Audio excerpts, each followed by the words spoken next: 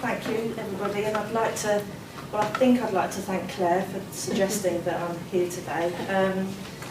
As Greg says, I've been in the Trust now since 2002, a long and glittery career pathway, mainly critical care, and then more recently Hexworthy Ward.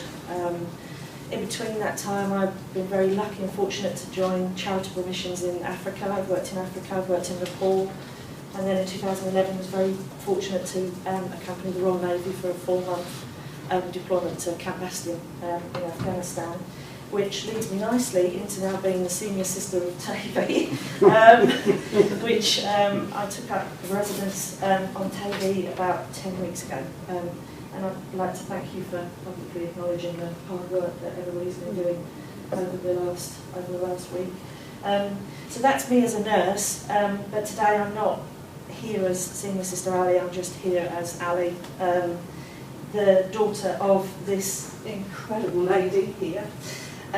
So I'm here as a bereaved relative, and I just want to talk to you about what happened when I very sadly lost my mum in this hospital back in 2009. And when people describe bereavement and grief as the world stopped, it did. It absolutely just stopped. And as a bereaved relative, I followed the process, which currently is that you are, after you've lost your relative, you are invited to the bereavement office, and the bereavement office are incredible, without a shadow of a doubt. Very professional, very empathic, and you, as the process goes, you have to collect the death certificate and any belongings from your relative. And myself and my brother went to the bereavement office, and we were handed the death certificate by the lovely people in the bereavement office, and we were handed my mum's belongings, the few belongings that she'd had when she died here. And the process currently is that bereaved relatives are handed their patient's belongings in a carrier bag. And I took the carrier bag from the bereavement officer, and as I grabbed the bag like that, the essence of my mum came out the top of the bag, and for those split seconds she was here, she was back again. And I could smell her and sense her again, and that was incredibly painful at that time.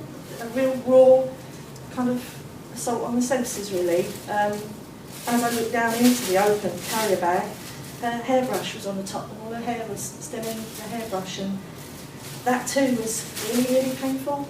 And it just bothered me and continued to bother me. That it didn't feel right, that it didn't represent what we're about as a trust.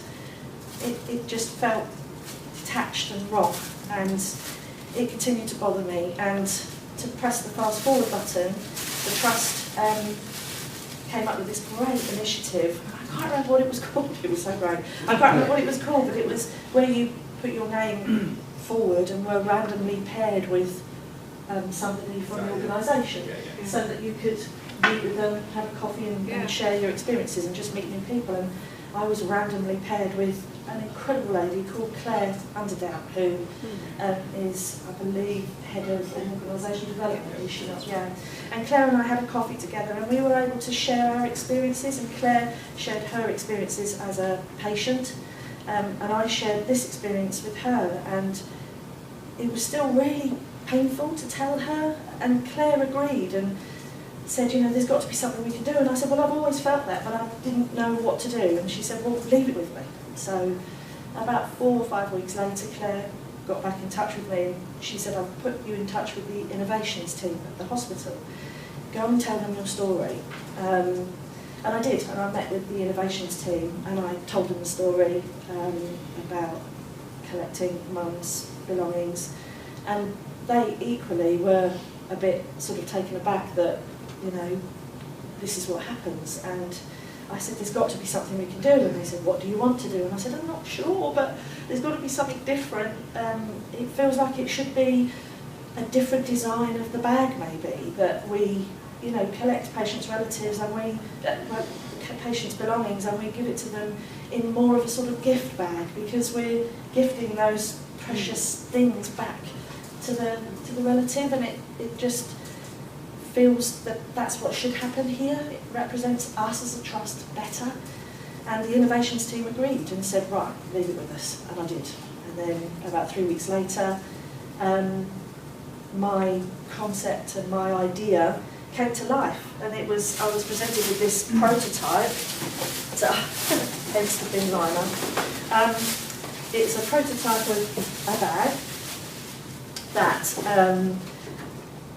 we hope will be supported by a charitable funding.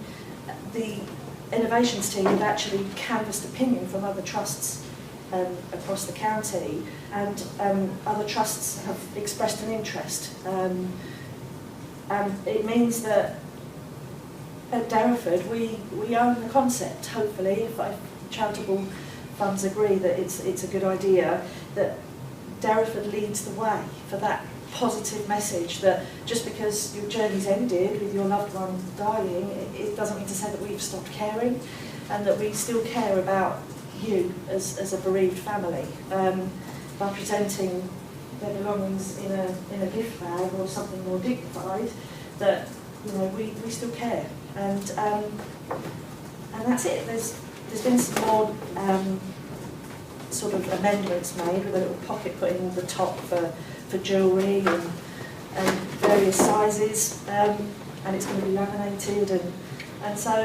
that's it. We've had quotes from a manufacturer, so it's fingers crossed, all systems go. The charitable application went off yesterday, so it means a lot, because we do care, and we're outstanding for care, and we deliver incredible, amazing care every single day here, and it means a lot to me that this is a bit of a legacy to my beautiful mum, who I still miss every day. And if she was here today, she'd be really cross with me, telling me on, why did you put that horrid picture of me up there with the fringe all wonky? She really would be cross. But so that's my story. Thank you for listening. I really appreciate your time. Thank you.